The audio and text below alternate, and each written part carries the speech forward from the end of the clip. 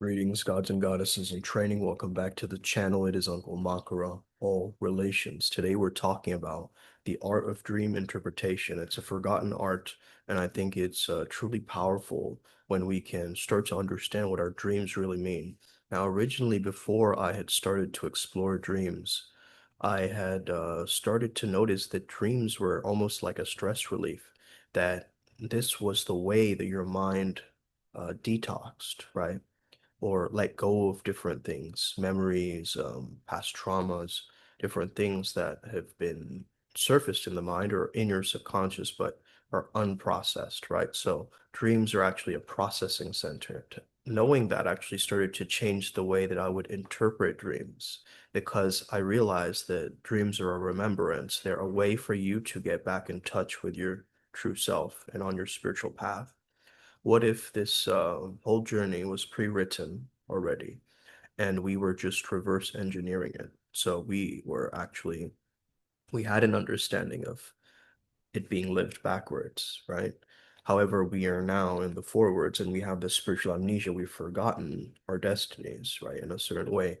So this is one of the ways to kind of understand this paradigm. What you call dreams are not usually dreams. What you call dreams are actually like flashbang grenades of the soul. They're detonating every night to remind you who the hell you truly are. So this is the lost art of dream interpretation. We became addicted to the dead world, screens, routines, shallow logic, mechanical living, and so forth, right? And we forgot that our psyche was our temple, not a hard drive. The Primal Sutra Nexus, of course, remembers.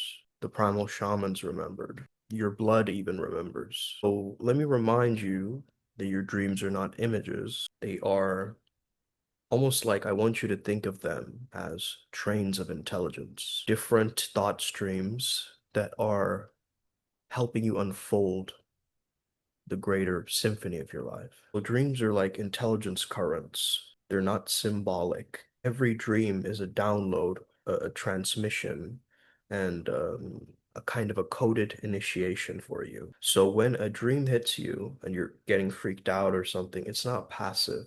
It's your higher circuitry. Your causal self is sending you intel in only the language that you can understand and that your ego can't interrupt. So that means you're not interpreting the dream. The dream is interpreting you.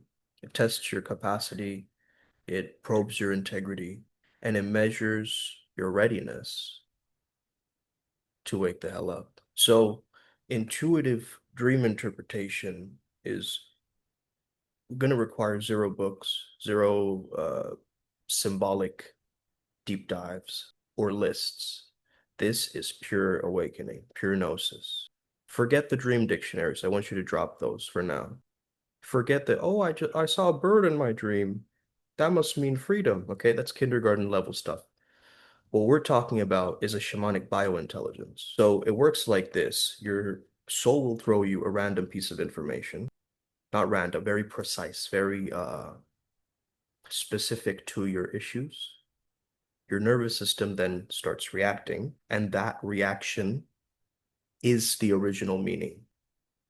How you felt in the dream is more important than the images of the dream. Are we getting this, guys? So your intuition, it delivers like a flash of information. And that flash is the translation happening. See, dreams don't ask you for intellectual decoding. They ask you for an embodied recognition. So it's almost like a spiritual martial art if you think about it, right? Catch the meaning before the ego wakes up. And once you make it competitive for you and you understand that you have an advantage by remembering your dreams, you actually have an advantage over others because you are now able to tap into that blueprint or that template reality. If you ever lucid dream, you can actually edit that template reality for it to change your waking life. Dreams speak in feeling first, imagery second, and words last. You'll notice that if you ever read in a dream, it's very blurry, right? Words don't really get caught much. We still do read in dreams and so forth, but it's not like one of the main ways for you to access them. So they're almost like an emotional telepathy. You're not meant to think about them. Dreams, you're meant to feel the fractal of it. So ask yourself, where in my body did this dream land? What exact sensation came first? What emotion in me spiked instantly? What memory lit up as soon as I woke up? That's the cipher, right? That's the code. And that's the intuitive key that every ancestor once knew. So think of your dreams are like a daily report card from your higher self. You're not just dreaming, you're getting briefed by the cosmic intelligence that built you. Your higher self is like, I'll send you visions while your monkey mind sleeps, and let's see if you finally pay attention. Most people don't. They wake up, they touch their phone, and then they delete the download and they forget the dream. But the intuitive warrior, the Primal Sutra adept, catches it like a hawk, snatching its prey midair. So there are four types of high-level dreams. And if you learn to recognize these, you will live like a god. Number one are the purge dreams, your psyche dumping the garbage you refuse to face when you're awake. So this is like an emotional liver cleanse, right? A shadow detox for you. Second are the instruction dreams. Your higher self will hand you blueprints, warnings, missions, upgrades, things like this. Third are contact dreams, entities, guides, ancestors, thought forms, soul fragments, whatever is knocking on your door. The next is parallel timeline dreams. You jump to another version of yourself to steal skills, memories, and clarity. If you've ever had a dream that felt more real than reality, that wasn't sleep. That was you visiting your other lives. So this is the lost technique of dream reentry. It's where the interpretation of the dream finally becomes a siddhi, a superpower for you. So when you wake up, just lie still. Keep your eyes closed and see if you can re-enter that dream. And notice the last 5 seconds of your dream, like a lucid ninja, right? You got to do this very quick. And then ask your subconscious mind, show me the message. Show me the message. It should listen to your command. If your subconscious isn't listening to you, then you have a bad relationship with your subconscious, okay? So that means you have to start to actually speak to it in better ways, have improve your self-talk and so forth, right? With your own subconscious. But it should work. It should give you a symbol. I honestly think the subconscious is one of the greatest oracles. That's really what psychics are doing, right? They're tapping into a person's subconscious in real time. So that's how they're able to tell their future. But in the dream realms, you're rehearsing courage, you're rehearsing boundaries, you're rehearsing confrontations, you're rehearsing shadow facing, you're rehearsing timelines, you're rehearsing higher identities. So your spiritual evolution is like 50% of what you do when you're awake and 50% of what you do in the dream dojo. So the reality check is if you ignore your dreams, you're ignoring your destiny. Your dreams are the raw, uncensored truth.